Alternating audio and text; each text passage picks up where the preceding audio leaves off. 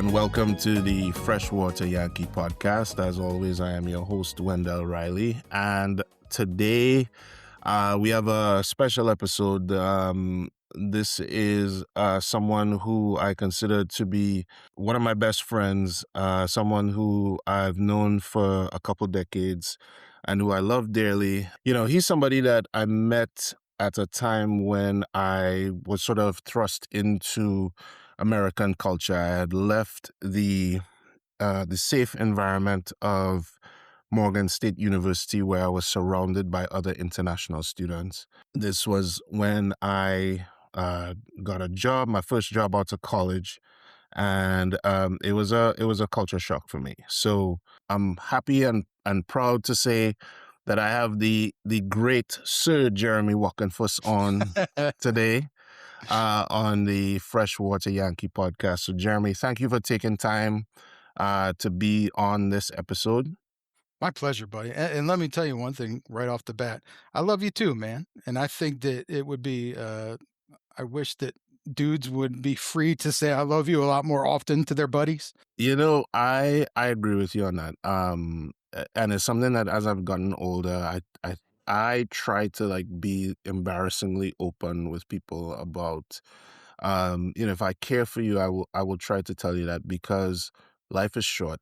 And as we get older and we start losing people close to us, things that we don't say sort of hang over us. And so, yeah, I think dude love is good.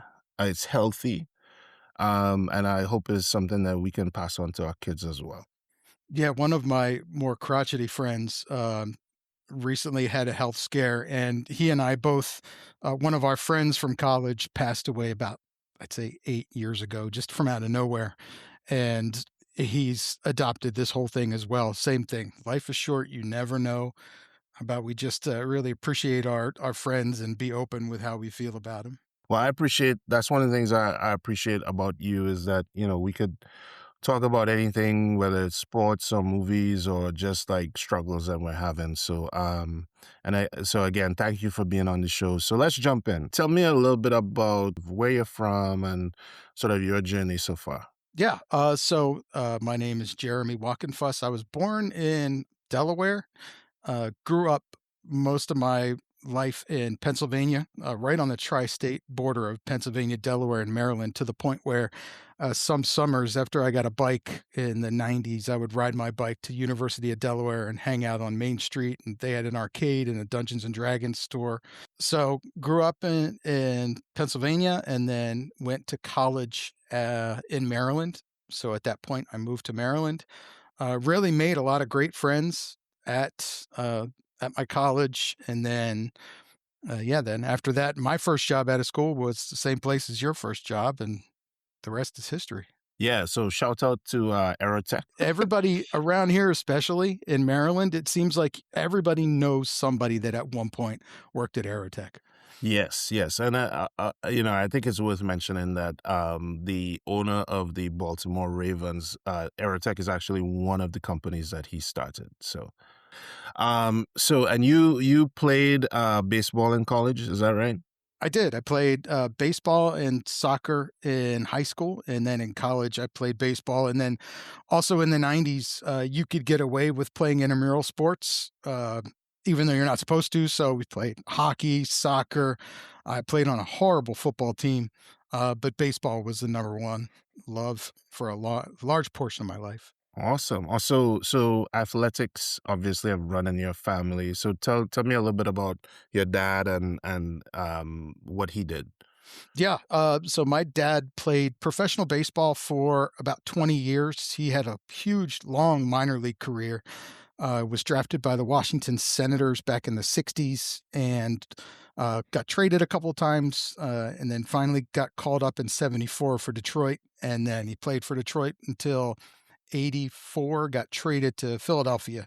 He wanted to be closer to home because we lived right outside of Philly. So, baseball has been in my blood for as long as I can remember. And that's all my life. All I wanted to do growing up was to play professional baseball, to the point where it was a bit of a hindrance because I didn't really think of anything else. and unfortunately wasn't good enough for Right. professional baseball, but still loved it and got that from him. Yeah, and just for the uninitiated, Detroit is the Detroit Tigers, Yes, and then the Philadelphia Phillies. Is that right? that is correct. Yes. Yes. So I listen. I love America. I love all sports, and I love American sports. But I think baseball is one of the ones where I still have a ton to learn. I've been to baseball games, and I've obviously asked you a ton of questions about the sport. But it is still truly, I think, America's pastime, and it has a lot of meaning for many people. So I think, I always, like, I'm in awe when I talk to you about your dad, but also your baseball career through college, because I love sports, but I have never been accused of being like overtly athletic. So I like to play stuff, but I've never been on a team or anything like that. You and I played together after college soccer, and Yeah, you were a hellacious defender. yeah. I mean, and also, I think that honestly was the first time that I actually wore uh, boots or cleats. We in Trinidad we call them tugs. That was the first time I actually wore boots, because growing up, you couldn't find cleats in my size in Trinidad, right? So I wear size 13 shoes. And so most of my life when I played barefoot. And so when I Which is came to, crazy to me.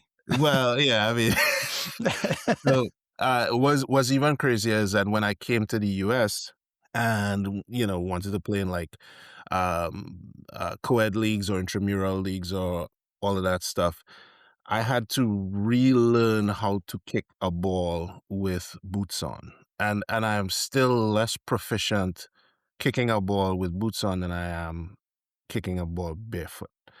So that, but it's, I'm sure there are many people from other countries who can relate to that, and I remember like going to I don't even remember where I bought my first pair of boots. It was like a cheap, probably like a $15 pair of boots.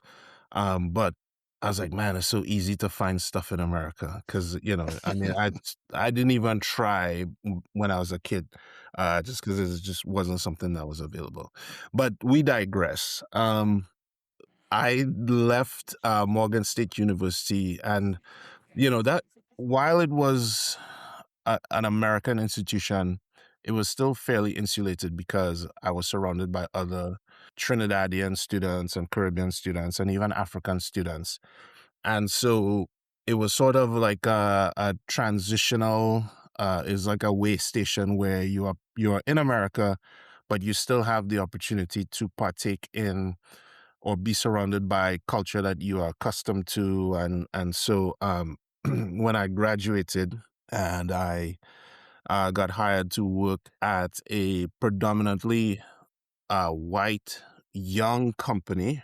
It was tough. It was tough for me to transition because, and we had heard about this, when I was in the process of applying for jobs, and I'm sure a lot of students have this frustration. We were sort of lamenting the fact that we didn't get a ton of companies coming to recruit at Morgan State, and it's certainly a lot different now. I mean, the university has grown tremendously over the past couple of decades since I've left. But part of the challenge that I think many graduates had coming from an HBCU, and this isn't just a Caribbean thing, this was an African American thing as well, is that integration within, predominantly white companies was a challenge. And so I certainly felt that way. So I was kind of like two steps removed, or at least coming at it from a different point of view. But yeah, it was tough for me, and it was kind of lonely. I didn't really know anybody, and it was harder for me to make like friendships, meaningful friendships, because I didn't really know the culture. And so I remember very distinctly one day, I think we had like a team meeting or something like that, because you were on another team. And I had some action figures on my desk. And then you came over and you were like, oh, this is cool. And let me check this out. And you were looking at them. And then I think that was the start of it. We just started talking about toys, and then that sort of led to like discussing movies and TV. And we listened to some of the same music as well. I think when I look back on it now, I am still surprised as to how quickly we bonded over stuff, even though we had obviously grown up in two different worlds. Yeah, So that's kind of my recollection of it. And I yeah. always tell this story, but it'd be interesting to hear like your version of like the way we met. Yeah, my experience was opposite from yours in one major way, and that is, so I went to high school in Pennsylvania, which was predominantly white. We only had a few black kids in our school, black students. And then when I went to UMBC, it was kind of more of the same. On the Mhm. baseball team, we had one black player who is unfortunately the gentleman that passed away from what we were talking about earlier. Oh man. Yeah. Yeah, his name was Thomas. He was an awesome kid.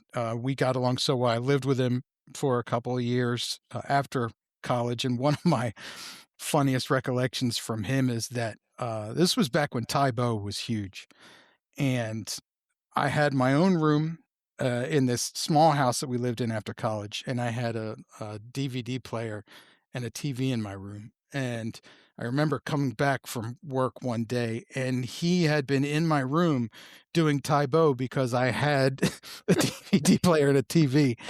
And he sweat so much, my floor was soaking wet. It stunk. I was like, Thomas, what are you doing, man? You're killing me.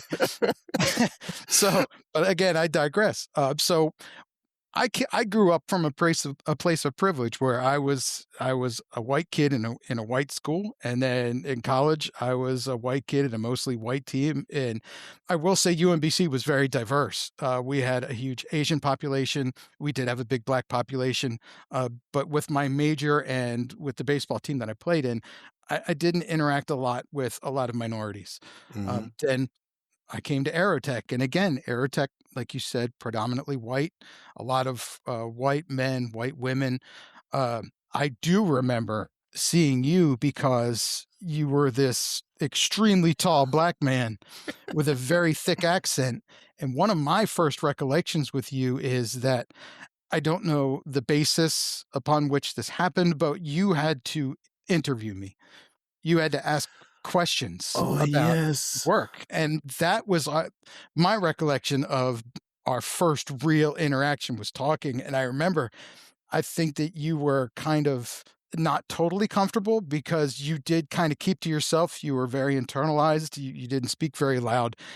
And my first thought was, "Man, this guy's really shy." It's like, "What is going on with this guy?" But like you said, the action figures, the art, I remember you had, doodled some things and just pinned them to your cube, and I thought that was the coolest thing because I have no artistic ability whatsoever. And I remember you drew a couple for me that I put on my cube that I actually still have in Oh my wow. office. Yeah. So, and then I just remember thinking, I think we got talking about movies, and we got talking about, of course, horror movies, because growing up, I don't know where they came from, but I had this massive case of Betamax movies that were all horrible transfers. You could barely see what was going on screen, but it was awesome because that's all we had.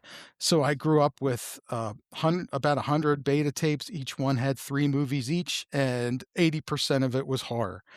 So as soon as you and I got talking, and I don't know how or when it happened, but I found out that you were a massive horror geek like me. Yeah. I mean, that was it.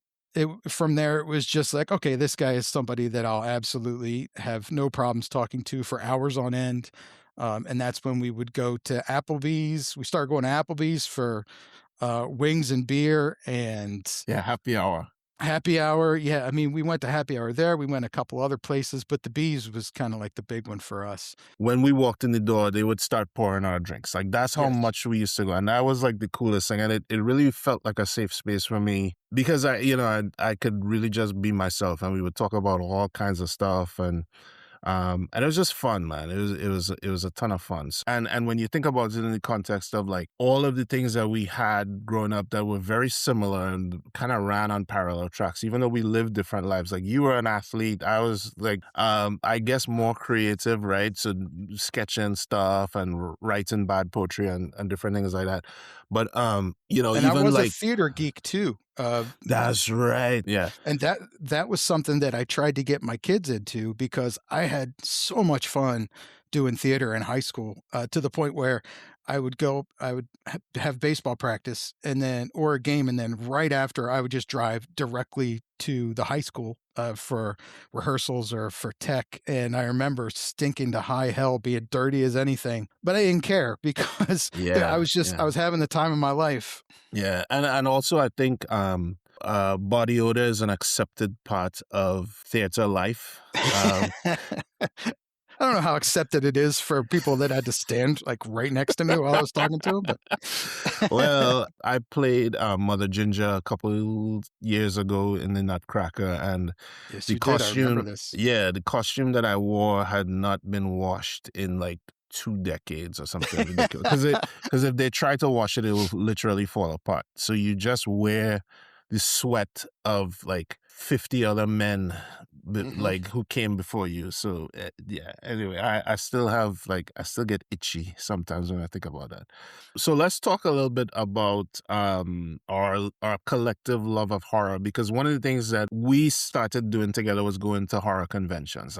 Yes. Like I went to my first horror convention with you, and I think it was the same thing for you, right? Yeah. Horror find.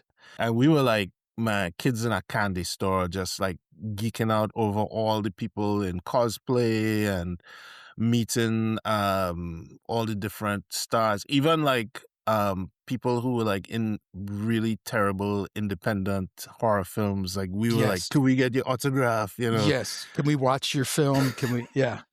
Please, please. Like we used to see the same people over and Yes. over at the different, and we made friend like we became friends with some people who used to go to the same cons as us every single year, still friends with them on Facebook and stuff like that. And I always tell people Yeah. like horror fans are some of the most like gentle, loving people, because there's a lot of like shy kids who just grew up watching horror because they weren't doing other things, you know what I mean? We snuck into a VIP party, I remember, with the Cenobites from Hellraiser. And I think George Romero was in there that night. I don't know how we got into that room, but man, that was a Judah fun night. Friedlander was there too. I've Yeah. told this story a million times because it's less the Cenobites I remember and more George Romero. Oh yeah. We were just walking looking for a spot to go in to hang out with people, and there was this double. It was a suite with the door a little bit open, and we heard noise, so we were just like, "Hey, let's just walk in." And we walked in, and there everybody was. And I remember it so clearly in that George Romero was almost holding court. He was sitting up on a Yes. chair, Yep. and there were probably 12 people that were just sitting on the floor, like cross-legged, staring up at him like it was story time at an elementary Yeah. school in Yeah. a Yeah. Yeah. semicircle. Yeah. And he was just telling these amazing tales about directing night and dawn and day, Mm-hmm. and he could not have been more gracious and more lovely. He's one of my favorite experiences with somebody in that community. And I remember, and you and I together, we sat down. We were right next to the windows with about Yeah. 10 other people, and I couldn't believe I was sitting there listening to George Romero talk about making his films. Yo. So let's jump ahead to times that we kind of remember more. So one of the things that we connected on really, really early on was sports, because we were both in the working world in Maryland when the Ravens like just got good. Cause I remember like coming to Maryland like in 96, 97. My best friend from growing up, Kevin, he was at Morgan State a year before me, and he was like, so there's this new expansion team here in Baltimore, and they have a good defense. The offense is terrible, but they have a really good defense. I was like, okay, But then fast forward to 2000, and the Ravens actually won the Super Bowl. And that was the year we were both at Aerotech, so we started actually like really following. Well, at least I did. Started Oh really yeah. following the Ravens that year. And wow, what a ride to see a team that struggled so badly on offense. Hmm. So it was never a given that the Ravens would win the Super Bowl. So then we were like Ravens fans for like another decade or so. But then I think in around 2012, because of the fact that NBC Universal actually, well, I don't think they were NBC Universal back then, but they finally got the rights for the Premier League. So I started following Chelsea around 2012. And like I would like casually like, tell you about stuff, but I think it was around like right before COVID, you actually like started watching Chelsea, It or was right was when it during the COVID season? they got Pulisic. I got very interested. Yeah. Because I never was I didn't understand the Premier League. My experience with professional soccer was FIFA. And I Right, remember you could choose. I thought that it was all about the national teams, and this is what happens when you grow up in America and you're so insular. I didn't know that there were club teams all over the world, right, so right. I couldn't understand why, if I wanted to play with, say, Messi, how come Mm-hmm. he's on two different teams? Why Right. isn't it just Argentina? So I didn't Yeah, understand it, and there's so much information there. There's the league, and then there's I understand it a lot better now, and that's basically through all the conversations that we've had about it yeah. in the last handful of And years. But watching and all the watching, games. Yeah. but I didn't. There's no playoffs. What? And if you end the season number one in the standings, you're the champion. How's that work? There's supposed to Right. be playoffs. And but that's what the Champions League is. Okay, cool. So I guess they play the Champions League right after the season, and that's kind of the playoffs. Well, no, that goes on concurrently with the The next season. the following, yeah. Yeah, and no American sports are set up or played like this. Relegation and promotion threw me for a loop. I had no idea. Yeah. And as an aside, I truly, truly, truly think that the nadir of American sports is tanking for draft picks. Yeah. If we could just introduce promotion and relegation into American sports, that would all go away, and everybody would be excited to win rather than to lose to try to get the draft pick. Yeah. But yeah, so when Pulisic started playing, it was, I know that there were Americans overseas in the past, Landon Donovan, I think, and Donovan played briefly in Europe. Tim and Howard. I love Tim Howard. Who's Yeah, the he's great. striker that you told me was a pretty darn good American player? Clint Dempsey. Clint Yeah. Dempsey, I yes. think he played for Fulham for a little bit, and he was a stud for a while. Yeah. Yeah, Yeah. but so I started getting into it when I read about Pulisic going to Chelsea, because Chelsea was one of the biggest Premier League teams. And like you said, we could watch it. So I was kind of tangentially watching it, but I wasn't too much into it until it was either the season of or the season before they won the Champions League. Yeah. And it was when Lampard got fired and they Right. hired Tuchel, right? Yep. Didn't he come right after Lampard? Yeah. That's Yeah. when I really started following it. And I haven't had this kind of attachment to a team since back in the late 80s with the Philadelphia Flyers, that I would watch on Philly 57, which is a channel I barely got, so I'd have to watch it through snow on the TV screen. Right. But I could hear it, so I could tell what was going on. I love the Flyers, but now I kind of feel that same way about the Blues, about Chelsea, because I don't know what it is. I think a lot of it has to do with the fact that you and I now have another thing in common, so it's just another excuse to text back and forth and to talk about these things. But yeah, now I absolutely adore it. Yeah, but the thing about football that a lot of Americans, uninitiated Americans, or people from all over the world who've never really experienced like that format, is that you can define success in different ways, and that's one of the things that frustrates me about America, is that you're either the only winner, and then everybody else, your entire season is a waste of time. And I'm like, that cannot be right. You know what I mean? Like this idea, like I remember the Patriots when they went undefeated the entire season, and then they lost the Super Bowl. And it's like, well, that sucks. But so in a way, like that is, to me, that's the ultimate failure, because you have nothing to show for it other than you were almost perfect and then the Dolphins are like, or they're like, yeah, or whatever.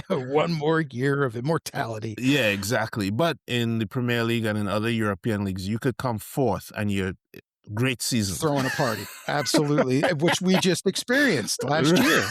Right. Yeah. And Or that you, winners win at all cost mentality. You're right. It was driven into our brains as kids. One of the first things that I remember hearing was second place is first loser.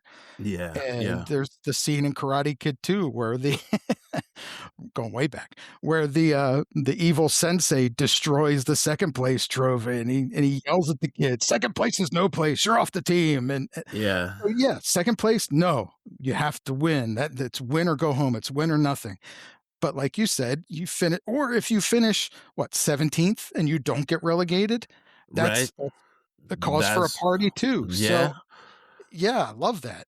Or you could be like Spurs and finish 17th and still win a European trophy, because you have multiple campaigns that you run, and that's the other thing is like the season is always interesting because you start the season managing at least 3 campaigns. If you're good, you manage 4 campaigns, sometimes 5, if you have like a Club World Cup year or something like that. Like it's always interesting, and you don't have, and for lower tier teams, like bad teams have to deal with being bad no matter what, right? But you still have the opportunity to maybe upset a big club in a one-off game, in the Carabao Cup or the FA Cup or something like that. And It you and I is, message quite frequently about soccer. And yeah, one of the things that we talk about almost as much as our successes is a fourth tier team that in a cup competition beat a first tier team, and just yeah, watching their fans or their supporters and the team on the field just losing their minds yeah, because, yeah. or even better, when they do the draws and a third tier team learns that they're going to play a Premier League team, it's like they were just told that they're going to be expecting a baby. They just Oh yeah, explode and and they like it's the coolest thing. Or some fifth tier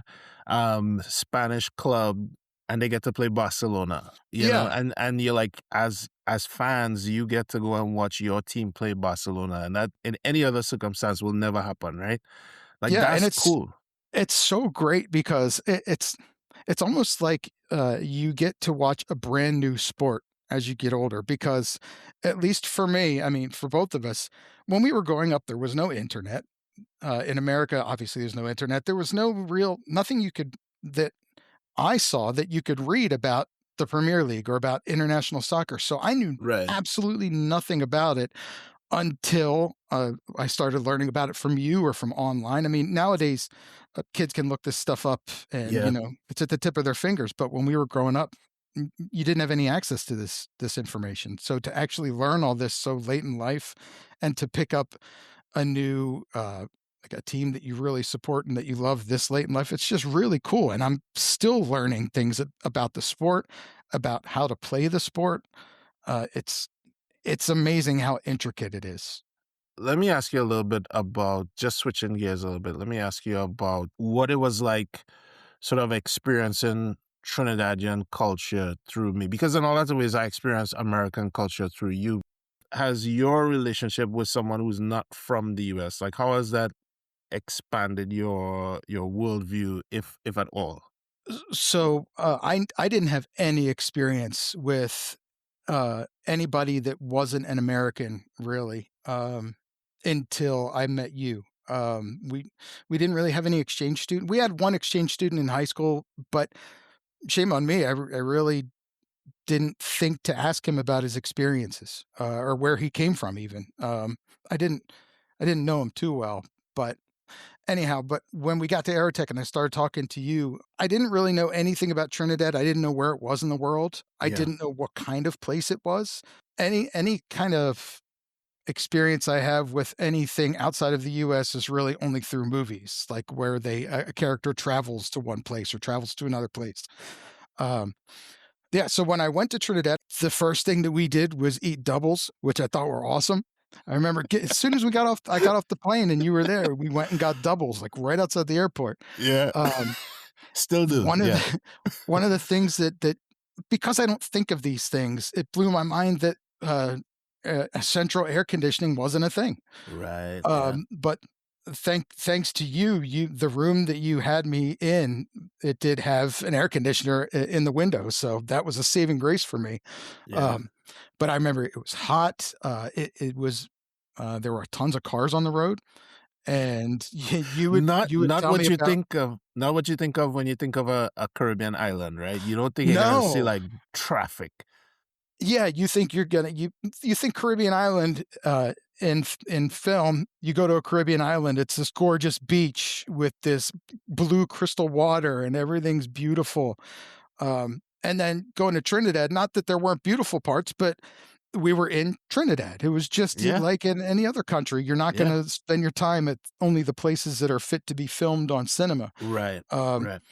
and I remember the one thing that kind of freaked me out. Well, number one, it was super hot, but when I would go to sleep and I would crank the AC, and I remember waking up the next day to it looked like hundreds, it might have been dozens, hundreds, thousands of just dead bugs all over the floor with their wings off. And I could not figure out what the heck happened. I didn't know if a swarm ran into the air conditioning That unit and got spit out, but um, yeah, I those remember that playing basketball with you. That was a ton of fun. so I I just think remember it was very hot. Yeah, I think those were rain flies. So rain flies, they have a very short lifespan. There's always a ton of them, and then they all die at the same time, and their wings fall off. So so sorry, sorry, we didn't mean to freak you out like that.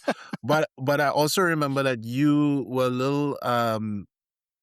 little freaked out about what we call burglar proofing, which is Yes. where all of our windows have like a gate on it, essentially.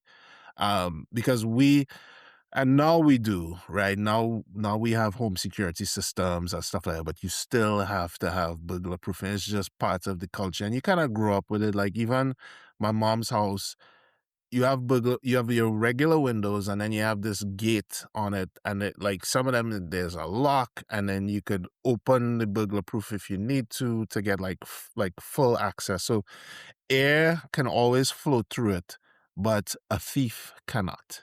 And I That's on the commercial. Yeah, exactly. And am I remembering this correctly that when we were driving, you were like, "Yo, lock your doors because Oh, if you're in a yeah. traffic jam, people can come out and just." Oh, Yeah, it's one of the it's a strange thing, and I'm not disparaging my country in any way. I think any Trinidadian is sort of used to this. You just have to kind of always have your wits about you, and you just have to be aware because, like most places, there is some level of economic inequality, there's crime. Trinidad, for the most part, is a very safe and fun place. But we also are taught like how to there keep it safe and fun. yeah, there are criminal elements, and unfortunately because of a number of reasons, like geographically where we are in relation to South America and stuff like that. The drug trade has sort of become a little bit more pervasive in our society, and there are many social ills that come with that. But it's just one of those things where I don't think you think about that stuff when you are fed sort of a narrative of what a Caribbean island is like, because I don't think most people are ready for Trinidad, and I mean this in the best way, because even the good things about Trinidad, they're very unexpected to a lot of people, because like you said, it's not just a beach, lazy kind of people just kind of walking around, some Rastafarian smiling at you saying, "Welcome to Trinidad, man," or or some bull crap like that. Is literally like we are a melting pot. Trinidad is in your face. There's music everywhere. It's loud and like it's busy, and there's like food, and it's just like it's fun, but it's like it's a sensory overload. And that you just reminded me of one of my first experiences with Trinidad in America was when we went to went to Carnival in Yeah, DC. yeah, yeah. And that blew me away. I'd never experienced anything like it. It was just nonstop dancing and joy and music, and Yeah. every once in a while, somebody would come over to you with a water gun, and you'd open your Yes. mouth and they'd squirt something in your mouth. I don't know what it was, but it didn't kill me, so it was acceptable. Yeah, it didn't kill you yet. To my American listeners, maybe don't be so open to having somebody squirt something in your mouth. At least nowadays, I was Back, bought in 100%, yeah, man. I yeah, When you said carnival, I remember you inviting me to carnival, and in America, I think of carnival as something that gets set up in a parking lot of a church that's like a fundraiser for the church, where it's these right, rides that all stink, and they all seem like if you push them with your elbow, they'd crumble and fall over. right, So when yeah, you said carnival, that's what I thought I was getting myself into. yeah, And then I get there, and it's just you're you're marching behind, and tell me if I'm wrong here, but I remember marching behind a bunch of huge trucks with sound yep, systems, yep. and they Music just truck, yeah, boomed this. You could feel the bass coming through your chest, and it completely blew me away. I had no idea, but it was one of the best surprises that I can remember, because it was so cool, and it yeah, was very accepting. And I tell you one thing, I experienced something I'd never experienced before, which was being the minority. Uh, yeah, that yeah, and I it kind of felt, and it was kind of when I went to Trinidad, same thing. I felt like I was the minority for the first time ever, and it felt kind of cool. I never once felt like I was in danger. I felt safe the whole time. yeah, It was yeah. just kind of neat being the the one person that was a little bit different. Yeah, yeah, and I love the fact because I had forgotten about that, to be honest, but I love the fact that you were able to experience that in America, right? Yeah. So I would encourage anybody in the U.S. like find a festival, find something like that, and go to it because it might have the same name, and you might have some type of association with that, but I promise you, it will be very different to what you experience. And most trainees will be like, that's like a fraction of what it's like to be in Trinidad for carnival. Because as opposed to just being there for a few hours, imagine doing that for like 2 weeks in the run up and then being on the road behind a truck for, Juve and then Carnival Monday, Carnival Tuesday, and then What's last. Juve? Juve is so it's a French word. It's J apostrophe OUVERT, but that is Sunday night into the early morning dawn of Monday, where in on Monday and Tuesday you have what we call pretty mass. So all the ladies dress up in the colorful bikinis and stuff like that. Juve is what we call dirty mass, which is dirty mass. And that's where people dress up like devils and you cover yourself in like paint and oil, like blue paint and oil and all kinds of stuff. And it's like really grimy and filthy and everybody's like dancing in the street and it's like 4 a.m. and you're going all the way through until the sun comes up. That's when it ends. And then you go home and sleep for a few hours and then you put on your pretty costume and then you come back out. But I all of think the that, DC Carnival had a little mixture of everything, because I do remember right. some of the devil stuff, but I also remember Yeah. a lot of uh, ladies wearing a little, Yeah. which Yeah. was nice to my 25-year-old Which went a self. long way. Yeah. It's a little that goes a long way. But this is why it's so cool. Like, you've been my best friend for over 20 years now. Yeah. I'm Yeah. Yeah. still learning. Yeah. I didn't know so many of those things about carnival, and it's so cool to and bringing it back to kids. My kids went to one is in college now, but one went to high school, and my daughter is currently in the high school. It's a Hmm. very diverse school, which is fantastic. They get to have friends from all different backgrounds and different cultures. So it's a far cry from my time growing up, and I think it's wonderful. I think it's great that they get to experience different people. Yeah, for sure. And I mean, it just makes for a more interesting life. Well, look, man, this has been a fantastic conversation. It's been a ton of fun, and I do want to bring you back on. My producer Jesse said that we need to do another episode about just movies, but I think we'll save that for later in the season because I don't want to turn off too many of my listeners too early on. Anytime you want me back, man, I'm here for you. Yeah. Jeremy, this has been an absolute pleasure. And thank you, man. I love you to death. I really appreciate this.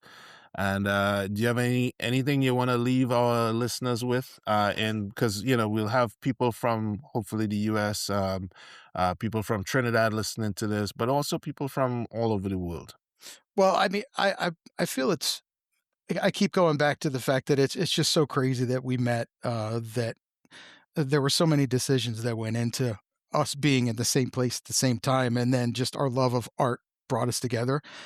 But man, watching what you've been doing all these years has been so cool and so much fun. And I always feel so proud because we started at Aerotech and then you were in the financial sector for a little bit. And then you went to uh, Virginia Tech, right? And Well, or yeah, Radford. You went to Radford, yeah. Radford. Yeah. You were a huge fan of the Virginia Tech Oh football. yeah, I Remember did a that? lot of drinking in and around Virginia Tech. Yes. Yeah, and then with when you called on with Moonbot, and I remember that you and I used to have long conversations on the phone, just talking about where we're going and where we've been. And then you went to Moonbot, and I came down and visited you at Moonbot, and I thought it was just the coolest thing in the world because I love art, and there's just art all over the walls. And it was crazy to me that there was so much talent in that one room. And then after Moonbot, then you went to LSUS Shreveport, and I thought it was so cool that you were giving speeches for graduation, and I was so proud of it to the point where I would show your speeches to my kids, and "Hey, guys, look at Uncle Wendell. He's talking in front of a massive audience." And my mom is also a massive fan of yours, so Oh, she thank went you. through this journey with me as well. Yeah. And now you have a podcast, and there's just I just think that it's been so much fun watching your journey and being able to experience it. It's really a privilege, and I know that you're not even halfway done. I know that there's so much more that you're gonna do, and I'm here for the ride, man, and I love you to death. It's been a privilege, and it's been a lot of fun. Man, listen, I appreciate that, and one thing I will say, I, you have always been like steadfastly just like a fan of the work that I do, and I appreciate that. I don't mean that in a way that where it's like, you know, I mean that in the way that I know that you are always rooting for me, right? And Absolutely. I'm always like excited to share stuff with you because, I think you get it, you understand it. Um and even in the things that are challenging for me in this journey, like I know that I could talk to you about those things too because you can relate to them or you're at least willing to listen. And I feel the same way too, man. Like I look at you and the stuff that you and Pam do and watching Alex and Emily just do their thing and just be awesome. And I sit back and I'm like, oh, this is what raising a kid in America is all about. I'm like, I need to get my stuff together. It's so much fun, man. It is so much But fun being a parent. I love it. yeah, I mean, and listen, I am always in awe of like the your unit because y'all do it right, and I appreciate that, I man. mean that, I I really mean do. that, yeah, and then so I look up to you, and I think I'm maybe a little over a month older than you, but you know, it's just it's it's weird to meet somebody who you just can connect with in a deep, meaningful way, um, and know that you have my back and I have your back, and you've been there in tough times. The road that I've traveled it has been a ton of fun, but it has not been an easy road, You and worked hard, man. yeah, and so there are times when I would ask for help, and you were there, man, and so I truly truly appreciate that. Um, so Always, buddy.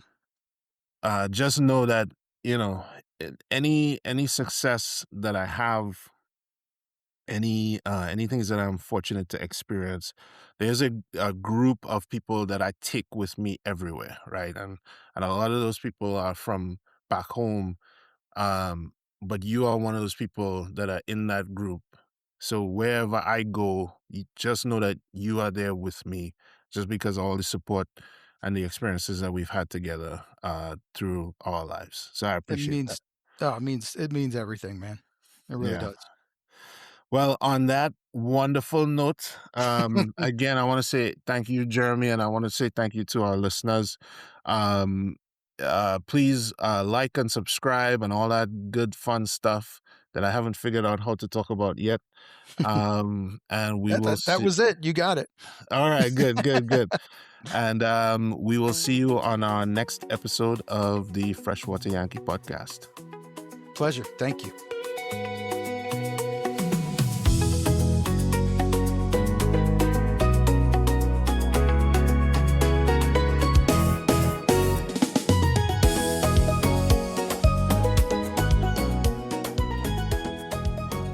Freshwater Yankee was produced by Jesse Stevenson Riley. Our contributing producers are David McMillan and Lauren Leon McMillan. Music was provided by Peter Sandy of Home Base Productions, and I am your host, Wendell Riley.